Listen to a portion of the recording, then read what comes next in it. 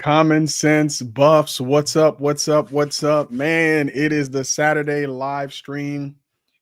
It is so good to be here. I'm getting all the kinks worked out today. It's going to be a fun one, guys. First of all, we're going to start out with some Colorado Buffaloes news, and then we're going to get straight right into my offensive starters for these Colorado Buffaloes. Now, this is a way too early probably forecast for who the starters are going to be. But again, I'm just thinking about how this team is rounding out, how it's filling out, and who's getting those first team reps. And if it was up to me as the coach, who I would be giving a majority of the reps to. So, what this show is about, it's an opportunity for you to get involved in the conversation. So I definitely want this to be conversational. If there's something on your mind that you want me to touch on, if there's something that you agree with, disagree with, please let me know in the chat. And then that way I can engage with you as you come on the stream. Please go ahead and put where you are tuning in from. There are people from all over the US and overseas when I'm looking at the analytics who support this channel. So big shout out to all of you guys who are subscribers, who are followers, who like the content, who watch the content, etc. Just a quick update on how this community is growing. Right now, we're at 357 subscribers. We are on our way to 1,000 subs. So I appreciate you guys for doing that. We've had over 26,000 views already, 894 likes, 168 comments, and 36 people chose to share this video. And now people are remixing the content for their shorts. So I appreciate you guys spreading the word, for consuming this content, and for being here with me. All right, now one of my favorite, we're going to get to Shedeur. We're going to get to the guys in the league, Travis. We're going to get to the guys who are in OTAs right now. But I wanted to go and start this conversation around transfer portal updates, because we've gotten a couple of guys in the transfer portal recently. I'm just doing some research here. One of my favorite content channels for Colorado Buffaloes football is Bird, B-U-R-D, Bird's Eye View. As soon as content drops about things that are happening with Colorado Buffaloes, if you want to know about the transfer portal, any news, anything that's moving almost at a breaking news pace, you want to tune into Bird's Eye View. So I got my update from Bird last night, and apparently the coaches are not done recruiting. The recruiting staff is not done recruiting. They are still adding talent to this Colorado football team. Most recently, as of last night, there was an announcement that an offensive lineman out of Northwestern. Now, Northwestern is in the Big Ten, so he's playing against Big Ten competition. Cooper Lovelace, I believe he's an interior offensive lineman, 6'5", 315 pounds, has committed to the Colorado Buffaloes. Coach Gunnar White, Andre Gerard, and Big George Hageman continue to solidify that offensive line and create competition. And I believe that this is a good get. I understand that he's a starter. He didn't start the entire year, but I think he may have started like 8-9 games. So he has that game experience, and you cannot discount that in football. I know talent is very important. You see a big name, you see a lot of stars. Maybe you see the school that they transferred from and you get excited, but there's nothing quite like actually being on the football field and having to play football and start at a high level. So we got a starter here, guys. What do you think about the addition of Cooper Lovelace to that offensive line room? How do you feel about Colorado's offensive line right now, given the folks that they have brought in from the transfer portal? I believe, I don't even have to believe, I guess I'm going to be doing my offensive starters here shortly. But on that offensive line, the only returning starter that I have on that offensive line, can you guess? Who played last year, and I have him as a starter again this year. Go ahead and put that in the comments. All right, so big news there on the offensive line. That room continues to get more and more competitive.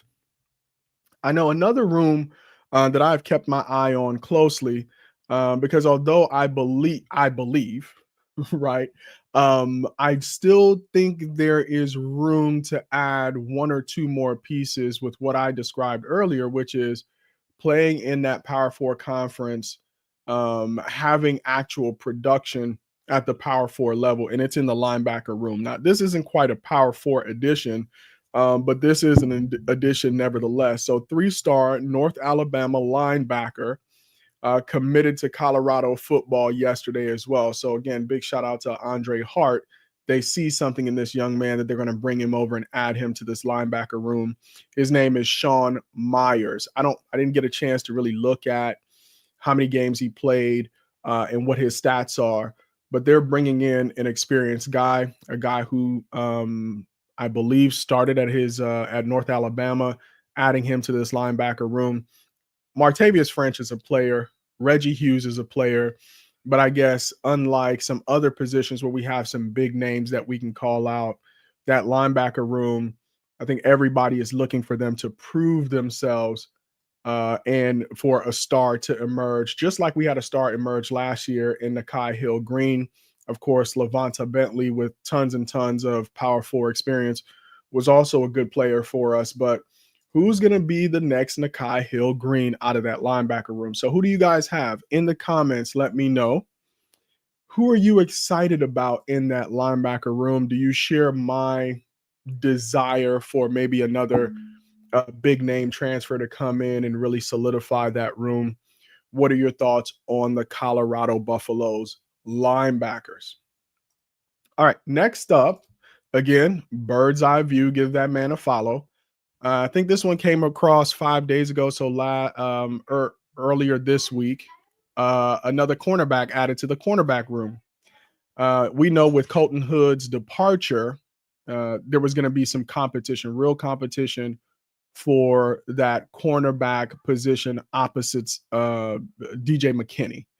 And we've added again proven production and experience in a top portal cornerback coming over to the Buffs, Tyrekus Davis from Wyoming, committed, adding to that cornerback room. So you got DJ McKinney, you got RJ Johnson, I think you got Vickers in that room. You got a couple of other cornerbacks that are competing for playing time. Ivan Yates has been there for a while, and they're just adding to that room. I think, Tyrekus is really gonna. Oh, sorry, Tion Parks is in that cornerback room as well. So all of these guys, I believe, are really going to push each other for that cornerback 2 spot opposite DJ. Right now, based on the play that I've seen, and of course, we only see snippets, right, on Well Off. But even prior to Colton Hood's transfer, RJ Johnson was taking the most snaps opposite DJ, and he was the starter for the spring game. So all arrows point to RJ Johnson being that corner.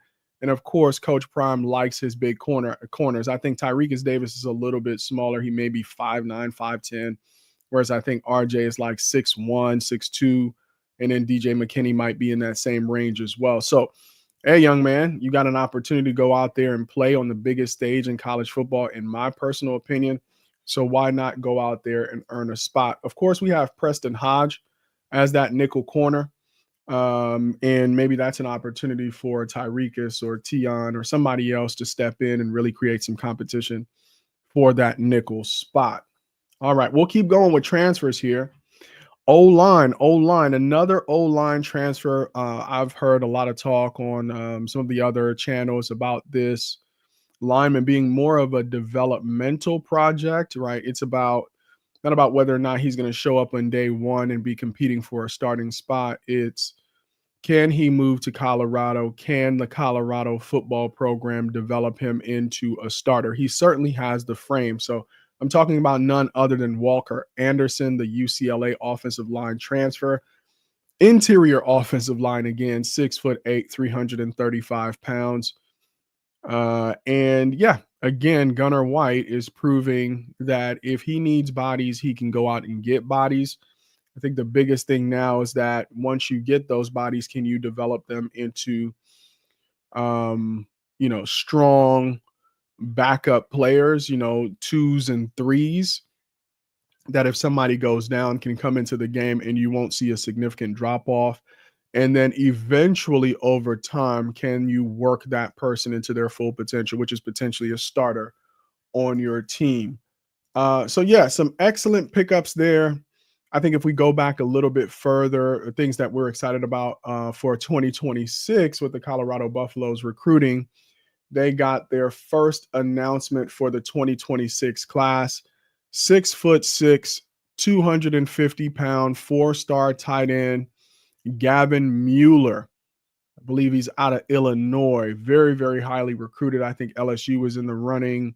Wisconsin was in the running. Maybe Illinois, but one or two teams that are very, very competitive every single year were after his talents, and he chose to come to Boulder.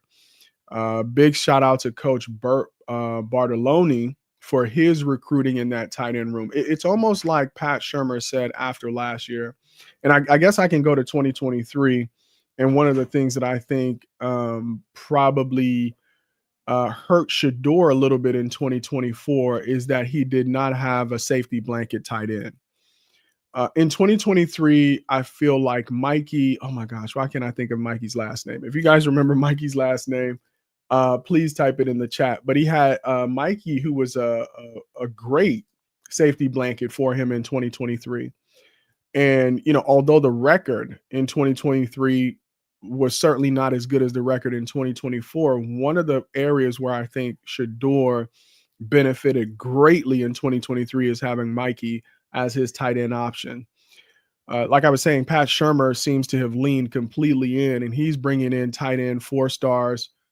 And he must be telling them that, hey, if you commit to Colorado, the tight end is going to play a very, very important role in our offense. And so right out of the bat, they got a 4-star tight end. I think they got another 4-star tight end that's coming in for 2025. And I could, probably pull that information up. But the Bartoloni is doing what he needs to do, and the message that between him and Pat Shurmur and also Coach Prime are sharing with these recruits or these tight ends looking to transfer in is that you are going to be a part of this offense. And whoever the starting quarterback is, who I'm going to be talking about here shortly, they're going to need a safety blanket.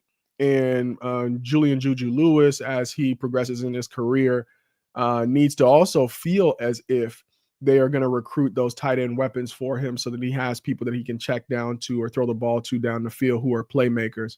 Now, one of the things about this kid is that he's also a basketball player. So huge, man. I mean, 6'6", 250 pounds already coming out of high school. As a blocking tight end, could he carry another 10, 15 pounds on that frame? 6'6", 265 at a tight end that's athletic. Oh my God, that's a monster, right? So he's just coming out of high school that way. Must be very exciting for a quarterback there, thinking about year 2, about who his potential tight end options will be out there in Boulder. So big shout out to Gavin Mueller. I think you made the right decision, man. Yeah, you could have gone other places, but you're in Colorado with an OC who seems committed to having the tight end play a very major role in his offense. All right, guys, thank you so much for joining us, man. I see you guys are coming through, watching the show. Hopefully it is entertaining for you. Let me see. I need to show comments. Hold on. Show comments. Comments take the stage. Live viewer comments show up on StreamYard. Okay, do I want to do that? I'm not sure. And I don't know if I can see you guys' comments. Again, I'm just learning my way around StreamYard, guys. So stay locked in with me. I'm going to perfect this thing. I'm going to take a moment here to see if there are any comments in the chat.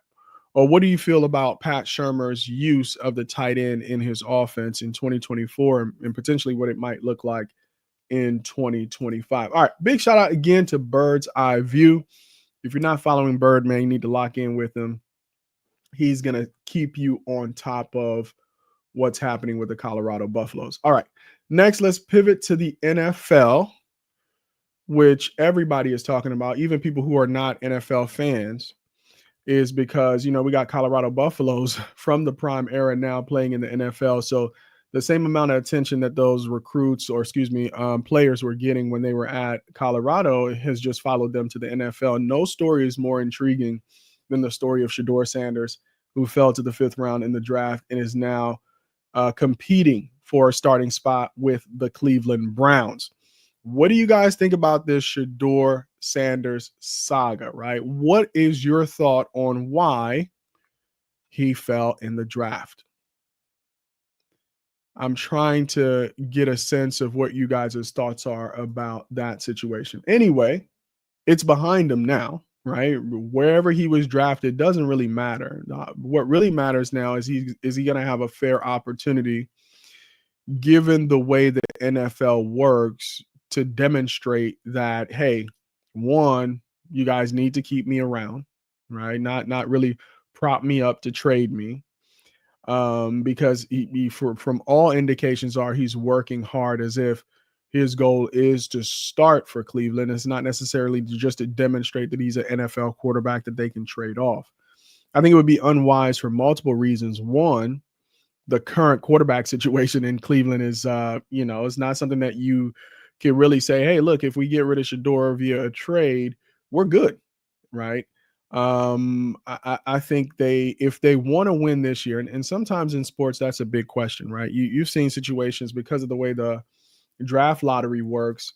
You kind of don't want to be too good, right? Especially if you have plans looking forward at a draft next year. Does the Cleveland Browns really want to have a great season? Nobody anticipates from just the team makeup and what the roster looks like that this team is positioned to have a great season. That's compounded by the fact that they have one of the toughest schedules in 2025. It's really like, okay, well, if Shedeur gives you the best chance to win, are your goals aligned with that? Or is your intention just, hey, we just need our quarterbacks, no matter who it ends up being, to play well enough where we end the season, not absolutely terrible, where it looks like we're actually throwing games, but we did good enough and we're positioned because we really think we're going to be successful in 2026. I don't know what the Browns thinking is. It was flabbergasting during the draft. Here's how I knew like the wheels had really fallen off during that draft. And this is no shot at Dillon Gabriel, the player, but when Cleveland chose Dillon Gabriel in the third round, I thought that was their optimal opportunity to take Shedeur, right, with that pick that they used to take Dillon Gabriel, because then it was like all downhill from there, right? That's when you saw guys like Milroe get picked up by the Seahawks. So, I just feel as if over time, what's going to happen if Shedeur does indeed get a fair shot to compete for a starting job is that at some point as the season approaches, primarily in the preseason, we're going to end up seeing these rookies taking snaps and trying to earn that starting job. And I think that's where we're really going to be for the first time. It's not going to be behind closed doors where it's just reporters who have access to practice reporting out what they saw and what their feelings are. And we see little clips where, in some people's minds is reaffirming what they already thought about Shedeur. And in other people's minds is creating like these eyebrow moments, like what they said about him. Well, it's not really that true. The reason for his slide in the draft wasn't really a talent issue, right? We see the talent is on display. It must have been something else. And okay, well, whatever that something else is, it doesn't seem to be a problem right now. The only thing that could potentially be a problem is he gets a lot of attention, right? And if you're in business and you want to sell tickets and jerseys or whatever and have a profitable franchise, yeah, you want to win, but this is not hurting you. I don't see the downside, right? Do you guys see any downside right now to them picking Shedeur? I think it's all upside for them. He has the talent. He has the media savvy. I think he took what happened and he's like, oh, okay, well, it's a business, right? Here's who I need to be as a brand within this context of the business of the NFL, the business of the Cleveland Browns. But I'm not going to dim my light either, right? I'm not going to play below my potential because that keeps everybody here safe. Coach feels safe, GM feels safe, owners feel safe. No, I'm going to play my game. I'm going to let the chips fall where they may. And here's where the chips, in my opinion, seem to be leaning. Okay, I see we got some action in the chat. Where are the chips leaning, guys? Where are the chips leaning? I'm going to give that to you. Let me react to what we got going on in the comments. 940. Where is that? 940 Sport Facts. What's up? Welcome, welcome, welcome. He says NFL wanted to stop what Deion has started in college, so they penalized his sons. Yeah. Because they have, well, they don't owe us an explanation because there was no other plausible explanation. All we could do is extrapolate what their intention is. Nobody said nothing. Everybody, all the sources are anonymous. There are reports out from how he did with meetings or his attitude or whatever, right? Because there is no real explanation, because it's inexplicable. It's literally inexplicable how he would go from where we thought he was going to go in the first round all the way down to the fifth round. It's a first in NFL history, right? So all we can do is extrapolate. And I think 9400 Dallas Fort Worth. Listen, I got family down in McKinney, Texas, so not too far from Dallas. Been down there, beautiful area. What always reminds me I need to get down to Dallas is when I'm watching like YouTube shorts and they show me what I could buy for $600,000 in Dallas. I'm like, oh my god, right? Definitely goals that are within reach. If you want to have that kind of real estate in your portfolio. So big shout out to Dallas. So yeah, 940. Nobody can say you're wrong because they haven't. There's no other reason. So everybody is just kind of coming to their own conclusion. So I support that.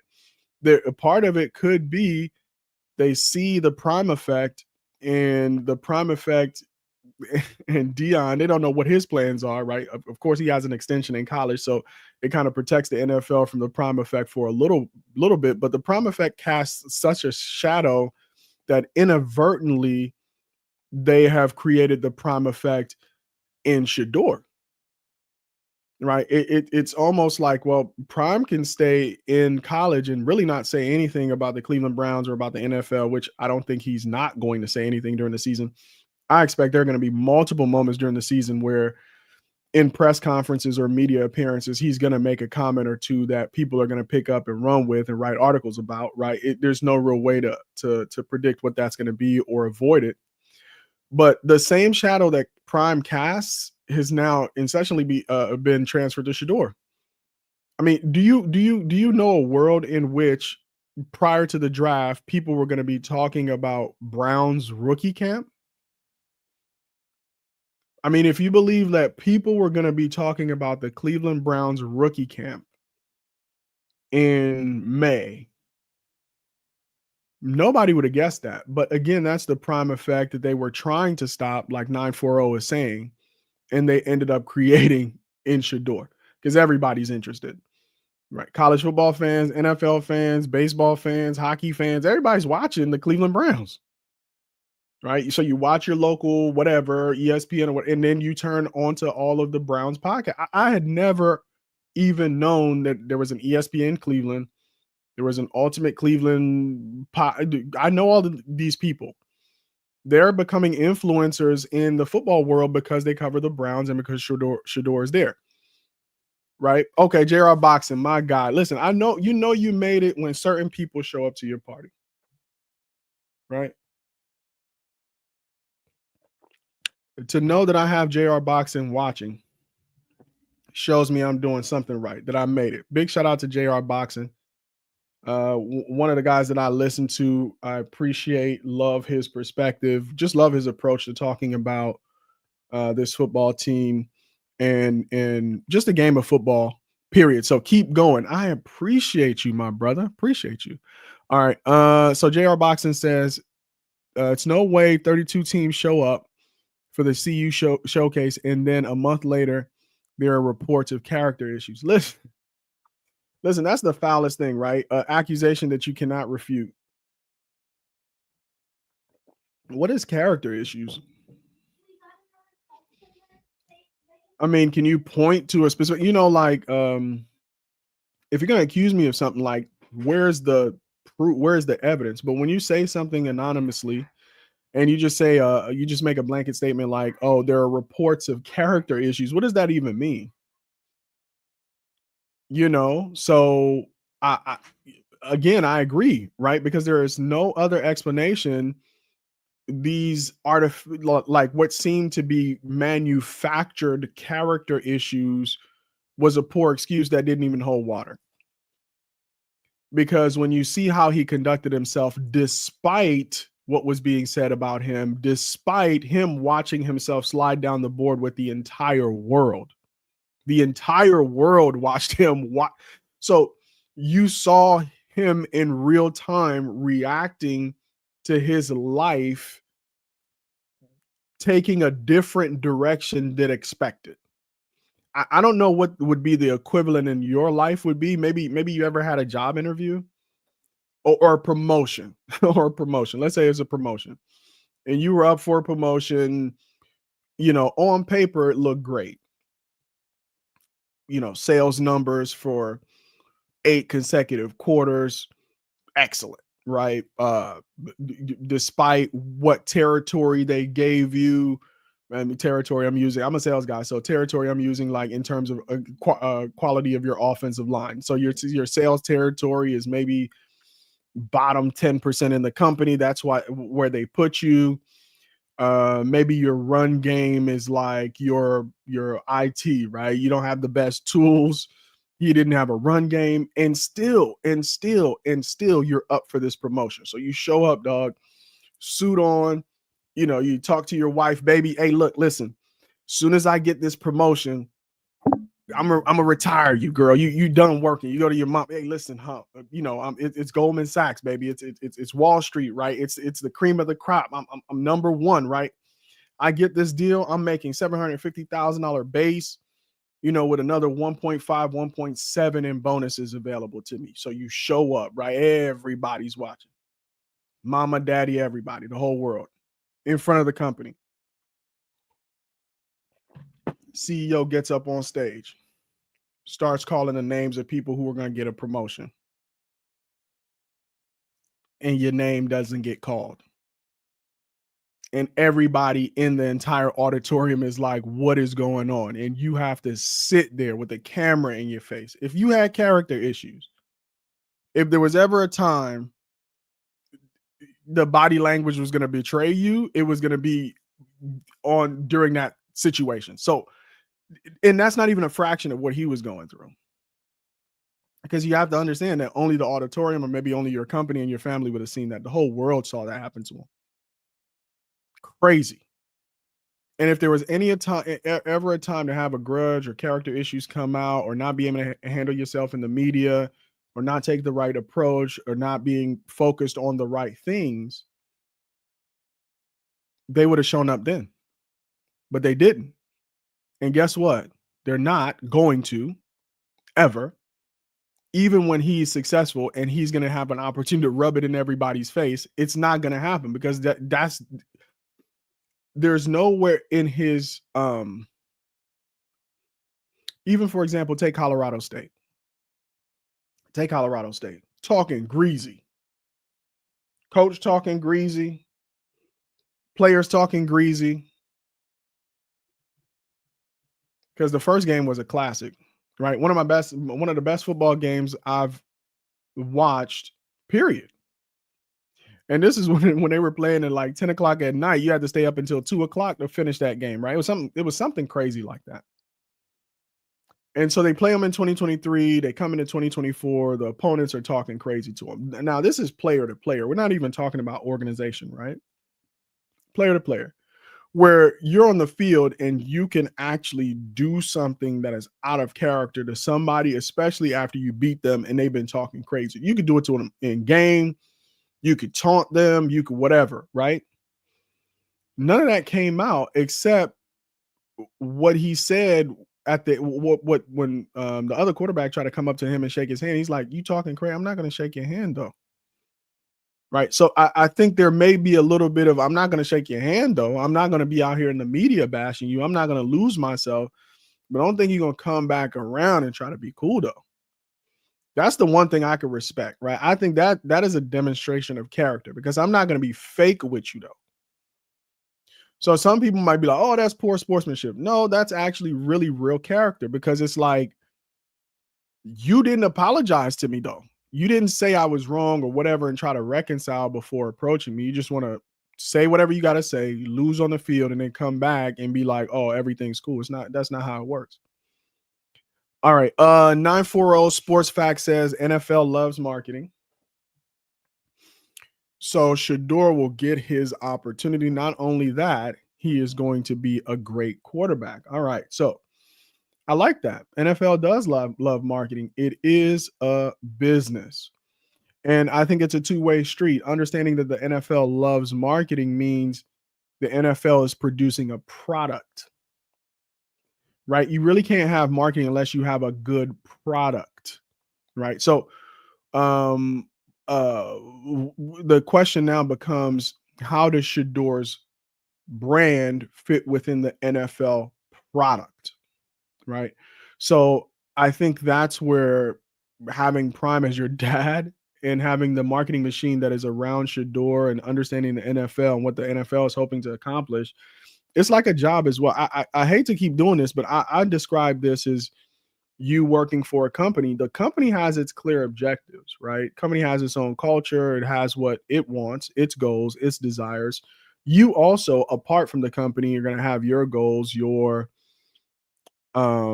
desires. You're trying to build your own brand, but you understand your brand has to work within the context of the company. So my thing is, as long as the NFL's product and marketing and what they're hoping to accomplish is in line with how Shedeur is building his brand, both as a player and as a brand, I think it's going to work well. I think some of the concern was that, is the Prime effect going to overshadow the NFL brand and create issues in locker rooms and for teams and for GMs, etc. So that's an interesting thing to watch. I hope you understand the nuance that I'm trying to present there with that argument. All right. JR Boxing agreed with me. Yeah, I do think that if you had character issues, there's no other place that it would have come out. It would have been during the draft or post-draft or whatever the case may be. All right, so let's keep this thing moving. We've done some a little bit of Shedeur Sanders news and what's happening in Cleveland. All indications are, with these little leaks of OTA and his performance, I guess he went 7 for 9 with 3 touchdowns, something like that. We know how accurate he is. If you're on 7 on 7 or you're in 11 on 11 with no pass rush, he's gonna tear you apart, right? And I heard on somebody say on some interviews he would go weeks at a time. I think it was Uncle Neely. He said that Shedeur would go weeks at a time without throwing interceptions. If they're waiting for that man to throw an interception in order to say, oh, he's not a good quarterback, they're gonna have to wait a while. That's another thing about Shedeur. He makes errors. He's not a perfect player. Let's keep it real. I think him going to the NFL is going to be one of the best things that has happened for him as a quarterback. He has stuff that he needs to fix. The NFL is less forgiving of flaws. They're going to get exposed and going to get exposed on a big stage, right? So we know he needs things to work on, but guess what? When you're doing a quarterback competition, what they're really looking at is, can you protect the football?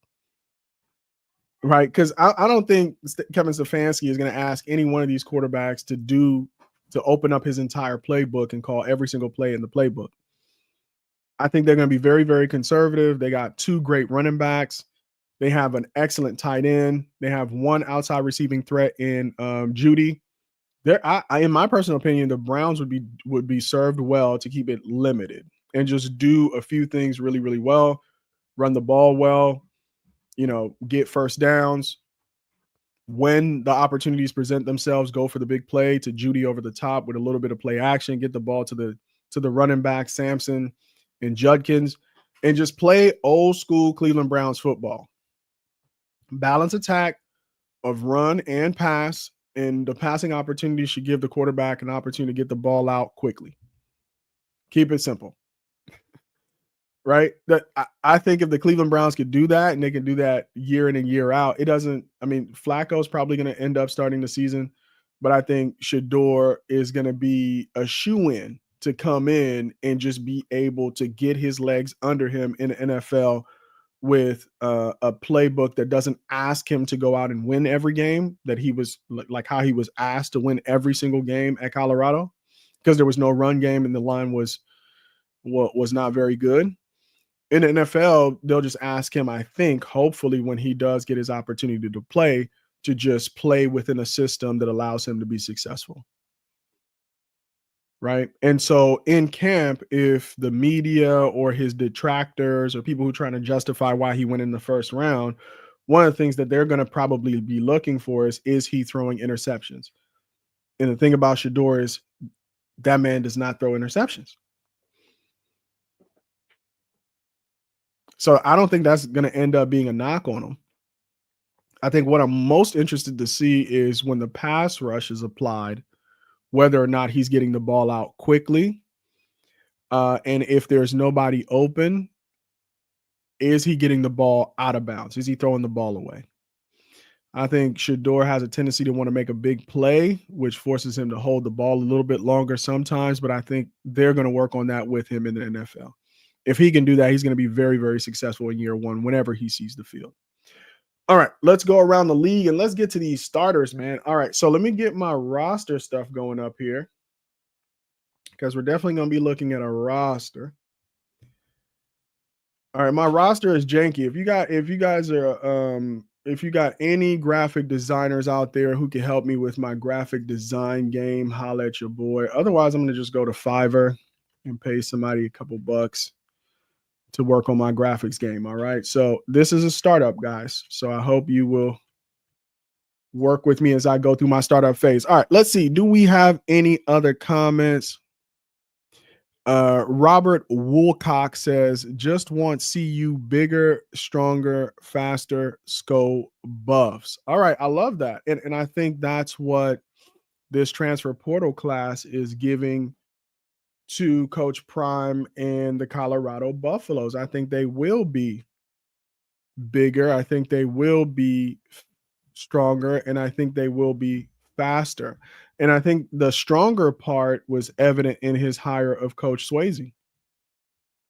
When he hired Coach Swayze, I think there was a little bit of a rumbling within the CU Buffs family with what was going to happen with Coach Mo, who isn't with the team. I mean, he was beloved, right? But clearly there's a love that Swayze has out there from guys in the NFL. And that's just another level. When players who are having successful NFL careers are pointing to a strength coach as an important component of their, one, making it to the NFL, and two, being able to play at a high level in the NFL, you have to tip your hat to a hire like that. How did Coach Swayze, who was at Miami for many years, how did we get so lucky to have him as our strength and conditioning coach? I mean, football is won in a lot of different ways. One of the ways that you win at football is in the weight room. And so to Robert, great comment there. Appreciate that. CU is going to be bigger because they got a lot bigger guys, but they will certainly be stronger and in great shape. All right, let's get to these. Did I say I was going to go to other places in the league? So I understand that Jimmy Horn is impressing in Panthers camp. We've seen a couple clips of him doing his thing. He's a speedster. I think a lot of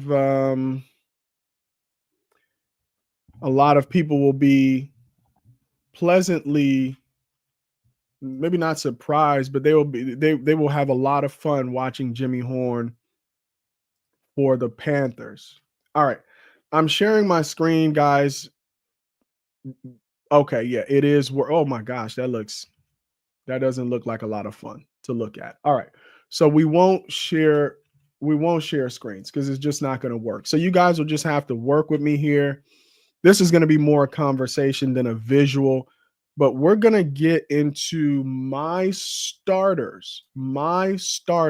This is my starting lineup for 2025. I'm not saying this is who's Coach Prime is going to start, but I do want to have a conversation if I was the coach who I would start.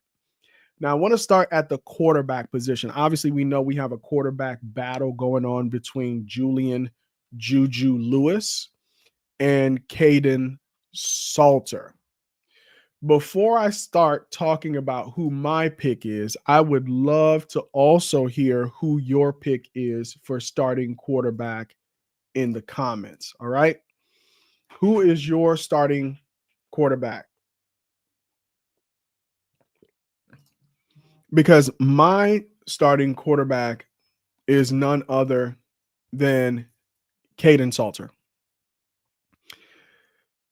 Now, I know we have a 5-star freshman, early enrollee, and this doesn't get talked about enough. Coach Prime has the number 2 overall prospect in the 2025 class. That is who his quarterback recruit was in 2025.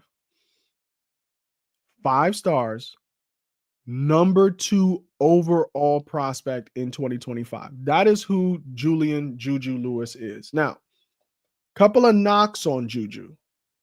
And I didn't realize this, but when you're watching like well-off videos or you're seeing people on camera, you really don't understand how tall or how big they are. So I was one of the people who just automatically assumed that the reports of why he may have fallen from 5 stars to 4 stars about his size, concerns about his height, I took them at like face value. Okay, well, on camera he doesn't look that big, but I think Juju's like he's 6 foot, maybe 6'1". Let's see. So I don't really see that as a knock on him. His size, yeah, he's 6'1". Okay, it just doesn't come off that way on camera. So I think people could get away with knocking him as being small, and then the general people who aren't really going to go back and take a look and check some of this stuff are going to be like, yeah, I see that he's not that big of a quarterback. He's certainly not 6'3", 6'5", 6'6", but he's not small either. He's not 5'9", 5'10". So this is who the number 2 overall prospect, right? However, I'm choosing Caden Salter because of his experience. And he's a winner at the college football level. I think that's the thing that most people, I think they undervalue experience. Like, if you've worked for any length of time in your career, you realize that you probably took on some roles that you weren't fully experienced to take on.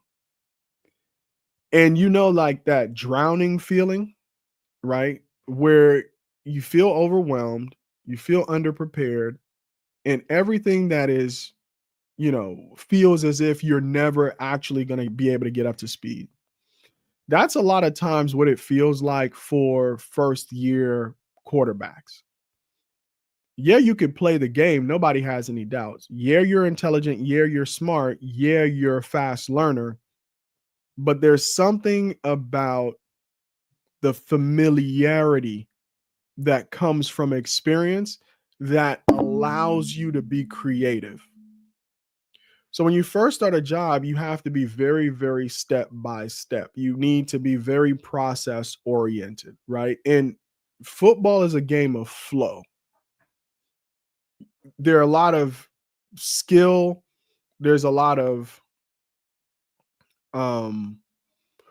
repetition that goes into football. There's a lot of executing. There's a lot of fundamentals. There's a lot of very rote, very repetitive stuff that you have to do to be a good football player, like your throwing mechanics and all of that, right?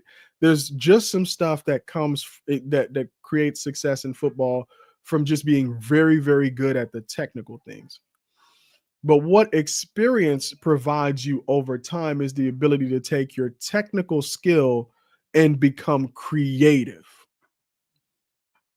Right. So this is a musician knowing all the notes versus a new musician who could do a jam session, who could freestyle. A group of musicians who've never played together before, but they have experience jamming, can get together and put together a jam session, and it feels like they've been playing together for a very long time. Hopefully you guys get the analogy I'm trying to give. Yes, it is possible for Julian Lewis to get the start and be successful. But if I was the coach, I would go with the experienced hand, because there's no reason to bring Caden Salter over to your team if your intention was never to give him the ball and put the ball in his hands. And I think if the Colorado Buffaloes entrust the ball into Kaidon Salter's hands, they're going to have a great year. So he's a senior, transferred from Liberty. 2023, he led them to a 13-0 season. Now, experience is one thing, but you could have losing experience. You could have been on a bad team for a very long time. And so most of your experience could be based on just not winning.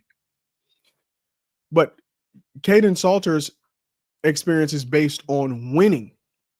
And winning, so there's a book out there called The Winner Effect. I haven't read it, but, book summaries and stuff like that. And the gist of the winner effect is the more you win, when you win, it makes your next win more likely because it kind of stacks on itself, which is why I think it was General Stan. Was it? What's his name? There was a general who gave a TED talk or something, or a commencement address. And he said that's why it's important when you wake up in the morning to make your bed. Because just that first win of getting yourself to do something as a habit creates momentum. And winning experience creates momentum, right? The more you win, the more you win.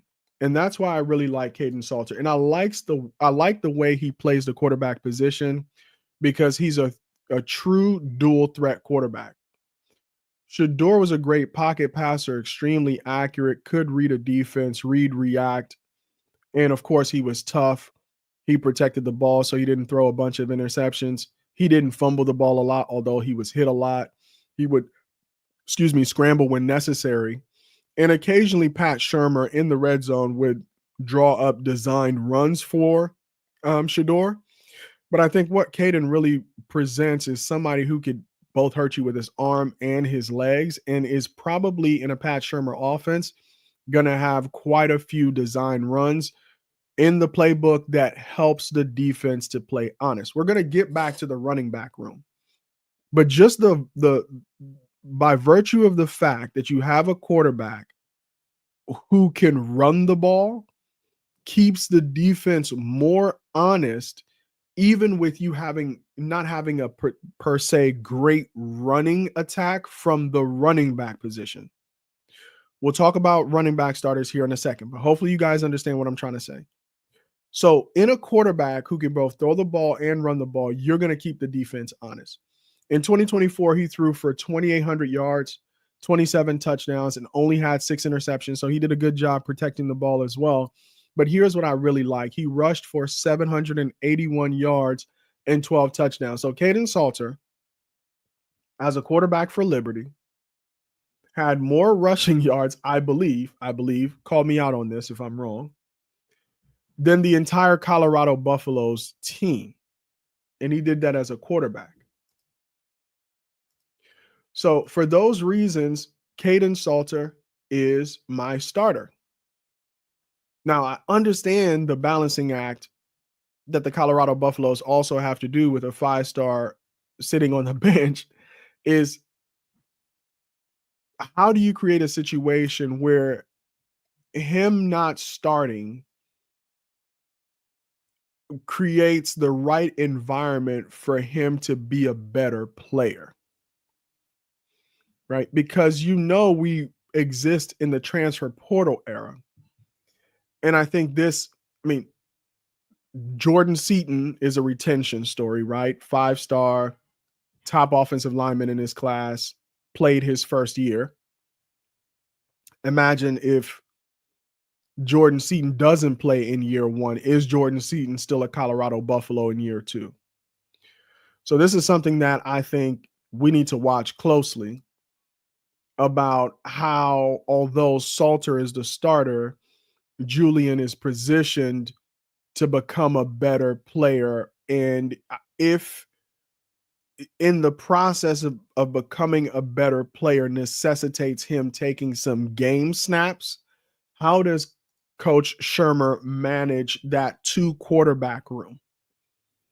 Are we going to have a situation where, and I don't think this is the case, but it's something to consider for you guys to discuss with me in the chat, where we have to give Juju Lewis some reps, and there are particular packages during the season where he comes in and he is the quarterback. All right, so we got a couple comments here. JR Boxing says K Salt. Yep. 940 Sports says Salter. Chris Boyd said I'd say Salter is a starter at quarterback. All right. Sean Rafer says if Salter isn't the starting quarterback, CU is in trouble. Yeah, I think so. And you have to understand, like the lights, camera, and action in Boulder. It's not just whether or not you can play the game; it's whether or not you can play the game with the spotlight on you. Can you perform at a high level when the lights are on? There's a tremendous amount of pressure on whoever takes over for Shedeur in Colorado, and that person needs to be prepared for the scrutiny that's going to come with it, whether they play well or not. Right? So do you really want your freshman quarterback having to deal with the media attention of maybe not having a great first game, particularly when you're playing Georgia Tech? Particularly when you're playing Georgia Tech, and on the other side, your rival quarterback is Haynes King, one of the best quarterbacks in college football, dual threat quarterback who's going to run the ball, and he's backed up by running back Jamal Haynes, and they're going to just try to play keep away, right? Just run the ball, first downs, not necessarily looking to beat you with the big play, just grind you down. You're going to have a quarterback battle on your hands, and I'm not quite sure you might want to put that quarterback battle in the hands of your freshman. I think I would entrust that head-to-head matchup between Haynes King to be with Caden Salter. But that's just my opinion. You guys may agree or disagree in the chat. All right. So I have Salter as my starting quarterback. Now, at wide receiver, I think this is where people might get really fired up, because the one room where Colorado does not lack for options is in that wide receiver room. From the veterans all the way down to the freshman, Jason Phillips, the quarterback wide receivers coach, has options.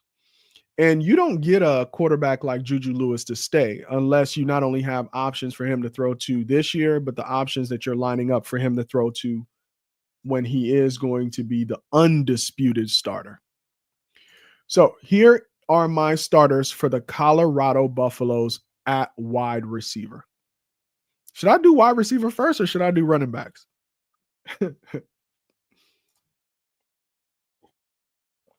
Mr. Maurice says, I can see Juju having a package that will build throughout the season, but used to throw teams off, forcing teams to plan for both.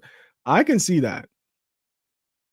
That is a legitimate take on how you keep Juju developing and getting him some play time without it being a quarterback controversy. Right? You could integrate him from the very beginning as part of the offense. And I'm not taking anything away from him in whether or not he has starter potential. He probably does. They're going to have a legitimate quarterback competition. And I don't think Caden is thinking that, oh, I have this thing on lock, right? He knows he's going to have to play very well. So we will see. All right. All right. So I think I'm going to switch it up. I'm going to go with the running backs. And then I'll come back and do the wide receivers, because I know y'all going to start fighting each other when I start talking about the wide receivers. All right, running backs. I think this is going to be running back by committee. I know that's a cop-out, but I think that's really what it's going to be. I don't think there's any one player in that running back room who's going to be a 3-down back for 70% or more of the snaps. I just don't think they're going to have a starter like that. I think they're going to do running back by committee, but first person who will probably be on the field on that committee is Dallin Hayden. I think he has been doing the work that he is being asked to do. And I think he's the kind of running back that if Colorado can get a running game going with, is going to be wearing down defenses as the game progresses. Now, I know last year he got injured. So hopefully this year he's fully recovered and he's going to be in top shape coming into the season.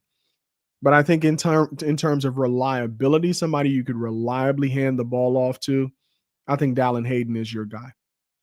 However, my favorite freshman from last year, Micah Welsh, who also got injured, I think he has a hamstring injury that's been lingering, is somebody who got off to a good start, but then due to injuries got limited playing time as the season wore on. He had 186 yards, 4 touchdowns on 43 carries. That's 4.3 yards per carry. In the red zone, he's a problem, right? Anything inside the 5, you give it to Michael Welsh, he's going to probably find the end zone, right? So hopefully he's back 100%. So I have Dallan Hayden, Micah as the power in the run offense. And then I have DeKalen Taylor, the junior transfer from IW, Incarnate Word, who in 2024 rushed for 909 yards, 9 touchdowns, and 152 carries. I think he's going to be that triple option, catch the ball out of the backfield, Marshall Faulk type runner for Colorado. And just like Caden Salter, DeKalen Taylor is going to keep defenses honest, because even when they see him in the game and think, oh, they might be leaning past, he's really being brought in to be a ball catcher out of the backfield, he can still run in between the tackles. If you watch him play at Incarnate Word, not every play was a toss or a sweep or a screen. They were handing him the ball to run up the gap, right? He had a lot of interior run plays called for him. And even though he has a smaller stature, he doesn't play small, right? He's willing to put his head down, put his shoulders down, and absorb contact. He's not running people over, but he's definitely got contact balance. He's very shifty and he's extremely quick. So he was averaging 6 yards per carry. So when he touches the ball, he does have breakaway ability, which we haven't had in our run game since Dylan Edwards. Somebody who could take what looks like a 7 or 8 yard play and turn it into a home run, right? Go 80 yards. The speed, the shiftiness, the ability to make people miss downfield. I think they have that now in DeKalen Taylor. Would I like to see one more running back in that room, maybe with a bigger name than that? Potentially. It doesn't hurt. Much like they're focused on creating offensive line competition, I think it doesn't hurt to have some running back competition. Now, I heard some rumblings that there's a pretty strong prospect that they're going to get one of the most highly touted high school running backs in 2026 to commit to them. So they might end up just sticking with this unit for 2025 and then focus on high school recruiting to find that home run hitter at running back. What do you guys think about that? Running back by committee. I don't have any real starter. I don't think there's any 3-down back there that's taking more than 70% of the snaps this year, but I certainly think that they're going to have a much better run game. Much better run game. All right, so Dallan Hayden, number 1, Michael Welsh, number 2, in terms of the power side of the run game, and then DeKalen Taylor as your speed back. All right, let me see what's going on in these comments. Oh, yeah, I agree with that, Mr. Maurice.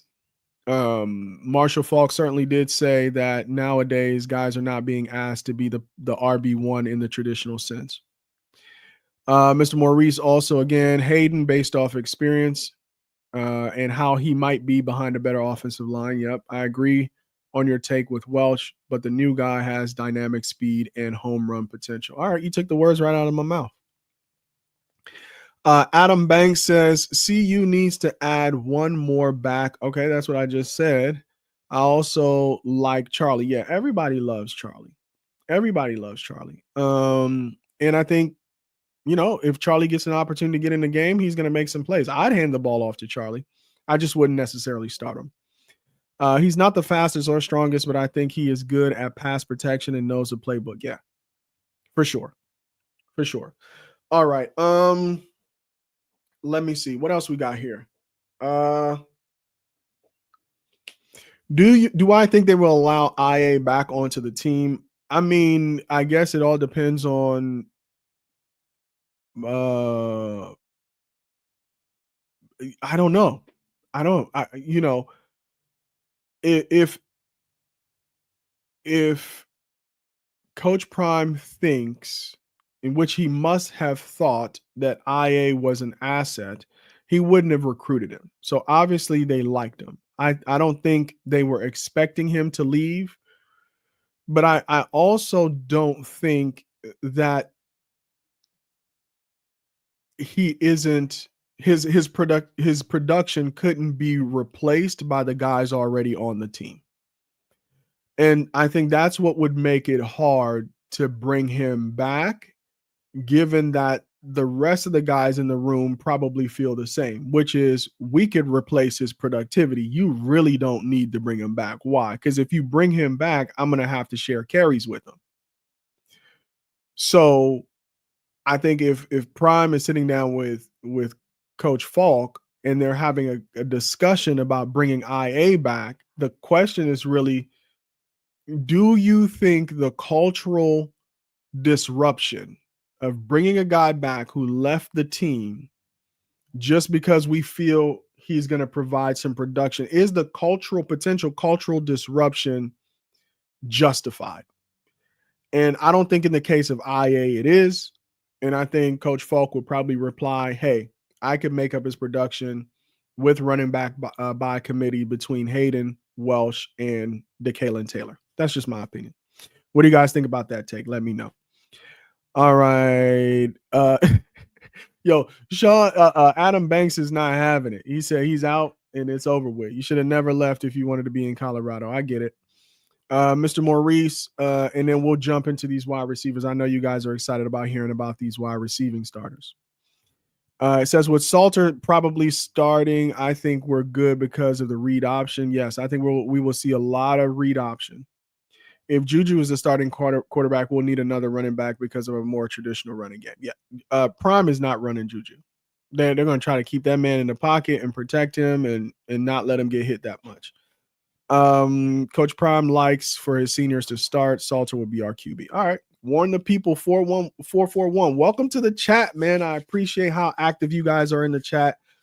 Saturday is our community day. You guys support, you guys subscribe, you guys like, you comment, you do all of that. So you're just basically taking me in recorded version during the week. But on the weekends is now your time to let your voices be heard, ask me questions and stuff like that. Let's build this community together. Please hit the like. Please share, please subscribe. Let's get to 1,000 subscribers, man. If y'all loving the content, let me know in the comments. All right, next up, let's talk about these wide receivers. Wide receiver 1, Omarion Miller, should not even be a question. Should not even be a question, right? 2023, freshman season, we saw what he did, right? Biggest game most people remember about him is the USC game. But he has a size now, so he's much bigger than he was last year. You can see what one offseason with a Coach Swayze program can do to a wide receiver with his frame and how much stronger and how much bigger he has gotten and looks, right? So it's not just, oh, I have to tell you that Miller is bigger. You can see it when you see him on film, right? You can see that he's really coming into his own as a wide receiver 1. And so that's why I have him as wide receiver 1 on my team. I think his catch radius is enormous. His route running is solid. He's hard to bring down. We saw that in the Baylor game, right? Dude tried to take his legs from up under him. He kept his feet, ended up scoring. He was absolutely going off. I think he had like 145 yards against Kansas State before he got injured. And so that would be the biggest concern. But I think they are taking time with Omarion Miller. They're not rushing him back. I think he doesn't feel rushed to be back because he understands that he's earned that wide receiver one position in that room that is absolutely loaded. Trust me. I mean, talk about an embarrassment of riches. It is the Colorado Buffaloes wide receiver room. So he knows he's a lock for wide receiver one. So he could take his time. He could heal. He could do whatever, PT he needs to do to get back. But some statistics from 2024. He averaged 21.6 yards per catch. So this is not a possession wide receiver that you got, even though he could play that role and get you, first downs and throw the ball up. I'm going to go up and get it. He's a big play wide receiver, right? He's going to catch the ball. He's going to make people miss, and he can hit a home run or two. And we saw him do that in 2023 and 2024. His season got cut short. Plus, he was sharing a lot of reps, right? So you got Travis, you got Wester, Horn, and Shepard. But when he got in, he got his numbers, right? So he had a total of 216 yards on the season, 1 touchdown. That's on 10 receptions. That's crazy. 21.6 yards per reception. Definitely my wide receiver one. Now, wide receiver two, I got a transfer here. My wide receiver two is Joseph Williams, JoJo Williams. Sophomore transfer from Tulsa. AAC Freshman of the Year in 2024. Now, I think he didn't start until like the second half of the year. And all the research and kind of the commentary that I've listened to about JoJo Williams is that he came into 2024 not having played a lot of wide receiver. I think he might have played quarterback, he was like a two-way player, athlete, high school, whatever. And I think he just really needed to learn how to play the position. And so it took him about the first half of the 2024 season to get his legs under him, and then he started starting. I think he put up these numbers in 7 games. So he had 30 receptions for 588 yards and 5 touchdowns. He's averaging 19.6 yards per catch. Now, this is the guy who's going to go up and get it. This is the guy who's going to go up and get it. You throw the ball anywhere in his vicinity, and if it's one-on-one with him and the cornerback, he's going to go up and get it. Now, it would be blasphemous for me to say he has ball skills like Travis Hunter. But one of the things that Travis Hunter provided Shedeur was a huge catch radius. If you got the ball anywhere near where he was, he could either track it in the air or he would go up and get it and come down with it somehow, despite being blanketed by the coverage. I think Joseph Williams is going to give Kaidon Salter, that kind of comfort on the outside that you can throw it up to me. I'm going to either run up under it because I could track the ball, or I'm going to go up and get it. So that's wide receiver 2 for me. All right. Now, wide receiver 3 in the slot, it has to be Draylon Miller. So freshman season, 32 receptions, 277 yards, and 3 touchdowns. He was averaging 8.7 yards per catch. So talk about another guy from freshman year who he was already a muscular kid, but in year 2 under Coach Swayze looks like a grown man. Now, none of these guys are absolute burners. So this feels very much like bully ball, right? We're bigger than you. We're stronger than you. You're not going to be able to bring us down in the open field. We're going to be able to do whatever we want from the wide receiver position.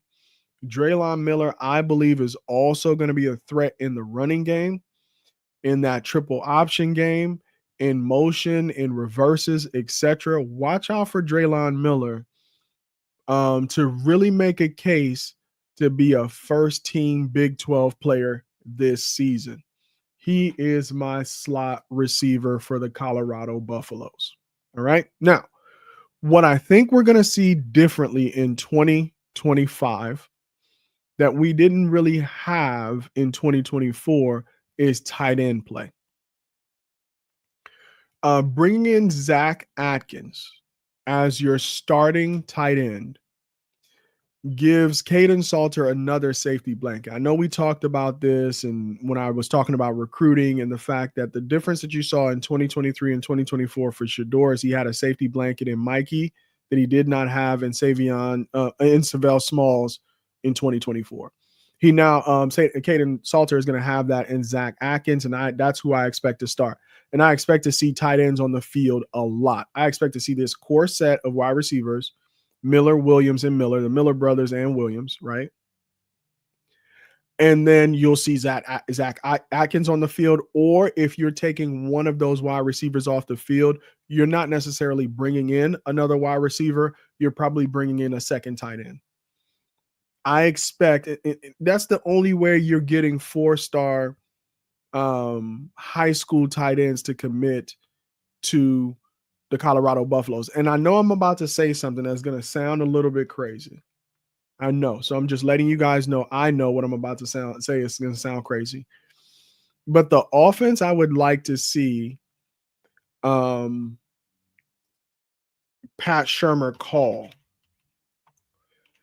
is John Harbaugh's offense for the Baltimore Ravens.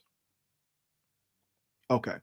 So you have a running quarterback in Lamar, but then you have a bruiser in Henry, right? Yep. And then you have Zay Flowers on the outside. I think you have Bateman on the outside, but then you got these two tight ends that every team has to contend with. So what they were usually line up with, Lamar, right? His wide receivers, if they go 3 wide, it was I believe like Bateman, Flowers, and Aguilar, right? Kind of like that, what I just said, Omarion, Draylon, and JoJo. That would be their 3 out there for Lamar to target. And then they would have 2, so Likely and Andrews as their tight end. And a lot of times, because they had design runs for Lamar, they would be in 2 tight end sets. Talk about keeping the defense honest. You have a quarterback with an arm, can hurt you with his arm. Then he can hurt you with his legs. And he can hand the ball off, and you're going to have problems with the running back, right? But you also have 2 tight ends who are pass-catching threats in Likely and Andrews. Lamar was able to throw for 4,000 yards last year, yes, because he's that good, but it's also because of the offense that John Harbaugh was calling for him to keep defenses honest, right? In addition to Atkins, I think you're going to see a lot of times where we're going to be in 2 tight end sets, but we're going to have tight ends that are going to put up a lot of catches and yards in this season. But Zach Atkins is definitely my starter. All right. So hopefully I didn't. Mr. Maurice is a Ravens fan. So was I close in my analysis? You said being a Ravens fan, I was thinking of that too. I think so, man. I think if Pat Shurmur could just look at what Harbaugh did with Lamar Jackson last year and call that offense, I think we will do very, very well. Demistocles G. Okay, that's a hard name, man. Demistocles. At Adam Banks, he says, if they give JB a chance, I think they need to give the same energy to IA unless he burned that bridge bad. Okay. It has happened, but I guess Demistocles, I would ask you this. Do you think the cultural impact would be the same? That would be my only question when I'm comparing it to JB's situation. JB's Jeremiah Brown, I'm assuming. Oh, man. Big shout out to Mr. Maurice, man. Ravens fan. I'm liking that he liked my Ravens analysis. I'm not a Ravens fan, but, that's just what it feels like. If we can call a similar offense, we're going to do really well. All right, guys, I got the offensive line.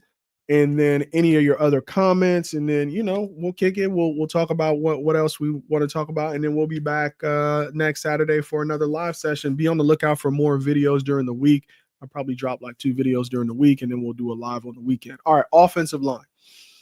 When you think Colorado, you cannot think you can't avoid thinking about the offensive line issues that we've had over the last 2 years. Now, I think our offensive line issues, you can't just blame it on the players, and you can't just blame it on the offensive line coaches. Okay. Load a great coach. I don't know too much about the offensive line coach from 2023, but couldn't have been that bad if they got hired to do the job, right? I think our play calling exacerbated our offensive line issues because it made it very obvious that we weren't going to run the ball so everybody could just rush the passer. You can't put that blame all on the offensive line coach and all on the players themselves. The coaches have to take accountability for the plays that they're calling and whether or not they're putting their players in the best position to be successful. With that said, we definitely needed to improve the talent, which I think Gunnar White and the offensive line coaches through their recruiting have been able to do this year. So let's start with left tackle, right? Super obvious who the left tackle is going to be. My starting left tackle is Jordan Seaton, right? Freshman All-American, started all 12 games, and he's going to be protecting that blind side. That's somebody that you can rely on all season, emerging leader on the team, if not the best player on the team. I think Jordan Seaton's the best player on the team. Definitely playing himself into early first-round pick in the NFL draft. Next to him, graduate transfer, Xavier Hill, who started, I believe, 9 games for Memphis in 2024. I think he earned all conference honors as well. Please check me on that, guys. And he's a great run blocker. Now, you can run the ball behind Seaton, so on the left side, but I would love to see what Xavier Hill brings to that run game and design run game as a run blocker on the left side of that line. And he has experience. Again, you cannot discount experience. If you're going to be playing next to Jordan Seaton, I know he played well last year, but he is still just a sophomore. To have a grad transfer next to you is going to do nothing but help his game. So I'm glad to see that they're going to be the duo there. After Cash Cleveland's exit, Zarian McGill is clearly the number one for the center position. I think there is still some competition there, though. Yaya Adia has switched from guard to center. He's been taking a lot of reps at center. So, but right now, Zarian McGill, I believe, is going to be the starter. Transfer from Louisiana Monroe, started 11 games, versatile, experienced. And I don't know if it was maybe Cash saw the writing on the wall that Zarian was going to win that job, and he may have thought he had an opportunity to start somewhere else, or maybe just in a better situation somewhere else. Who knows why he transferred? But Zarian McGill right now is my starter. All right, let's see what the chat's saying before we finish up the O-line. Excited to see this year's O-line. Got some serious hogs. Yeah, there's a lot of size up front right now. And Sean is saying he likes Omarion, Sincere, and Draylon. A lot of people like Sincere. 6'5". Heard he got a lot of speed. I haven't seen a lot of tape on him, but a lot of people love Sincere Brown. Then we have the FSU kid. I can't think of his name either right now. Joseph Williams, Harge. And the twos with Farrakhan, Cam Michael. And, you know, I feel every time I put out a list like this, I feel like I'm doing myself and Cam Michael a disservice. Because during the spring game, it was TT, Terrell Timmons, and we can't forget about Terrell Timmons either. It was Terrell Timmons, Draylon Miller, and Cam Michael that started the spring game. So I feel, you know, if there was one person that I feel every time people talk about starters, they don't talk about enough, is Cam Michael. Fastest player on the team, and he's built like a grown man. Same thing about like Draylon Miller and O Miller. And when you see Cam, you're looking at a football player. Right. And he's, you know, one of those two-way players that Coach Prime absolutely loves, because he used to be a defensive player. And I think he played corner in high school. And then on the offensive side of the ball, he played quarterback. So now he's a wide receiver. Now he's a wide receiver at Colorado. And I think if Pat Shurmur uses him right, he could be similar to Draylon Miller in somebody who you could use in the run game. right? So if he's not going to be able to get enough receiving reps, how do you use him in a triple option or in the run game and just get him on the field, because he is a problem. There are a lot of guys in that wide receiver room where you're just thinking like, how are they going to get all these guys on the field? Because each of them brings something else to the table. So I'm very, very excited about that wide receiver room. But let me keep things going here. Thank you to the chat for your engagement. Appreciate you. Hit that like, hit that subscribe. All right. Next to Zarian McGill at right guard is Zy Crisler, transfer from Illinois.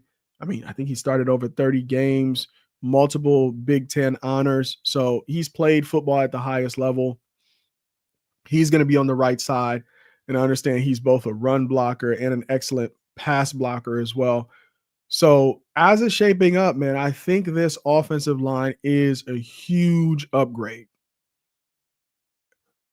at every position. The guard positions, the center position, and then adding guys who not only played the game, but they were recognized for the level of their play. For example, Xavier Hill, like I said, all conference honors. Zarian McGill, all conference honors. Zy Crisler, all conference honors, right? Jordan Seaton, freshman All-American. And then last but not least, at the right tackle spot, which I think there's going to be a lot of competition here, but somebody who I think was brought in to be that starter at right tackle is Larry Johnson III, the junior who started, I don't know if he's a junior, maybe redshirt sophomore, maybe junior, not sure, transferred from Tennessee. My understanding from the reporting is that he had been taking snaps as the starter for Tennessee, so that SEC experience. You don't get recruited to play for a team like Tennessee if you're not talented. What we really need to see is now, can these five guys put it together? So on the offensive line, it's not like other positions where if you're good as an individual or you have a good group of individuals, it's going to mean that your offensive line is going to play well. Offensive line is kind of like a team within a team. And how well these five guys work together, how well Zarian McGill directs traffic, how well they recognize what the defensive line and the opposing linebackers are looking to do is really going to dictate how well they play. The one thing that will be working in their favor is that they will be run blocking. So not every down are they going to be trying to back up and protect one of the best quarterbacks in college football like they had to in 2024. I think in 2025, you'll see an offensive line who are celebrating pancakes, putting guys in the dirt versus having to like pick their quarterback up off the ground. So if Pat Shurmur can put it all together with this unit, I think we have a team that is going to go 9-3. All right, let me read these final comments, man. Then I'm going to get out of here and go enjoy my Saturday. Demistocles G said JC looked like the smallest O-line when they lined up during the spring. A lot of production brought in. Yeah, that is absolutely correct. And I think Jordan Seaton is focused on building what I believe might be the new prototypical version or body of a tackle, which is not only a guy who's big, but a guy who's mobile and can bend and is not going to allow those defensive ends who run like 4.5s and, you know, in the NFL and in college football now, you got defensive ends that are running 4.5s. I mean, if you're too big on the edge, you know, you need to be strong. Obviously, you need to have some size, but I think Jordan is really working on being able to be that guy where nobody can get around him and try to just use their speed on him. So I love to see what he's doing with his body and his development as well. All right, guys, those are my offensive starters for 2025. I appreciate you guys being here. You're making this fun. Thank you so much for being part of this community.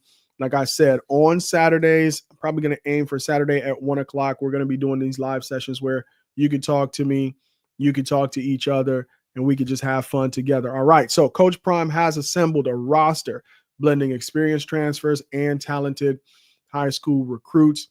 The 2025 offense has its challenges, but with this lineup, the Buffaloes are poised to compete for a Big 12 championship.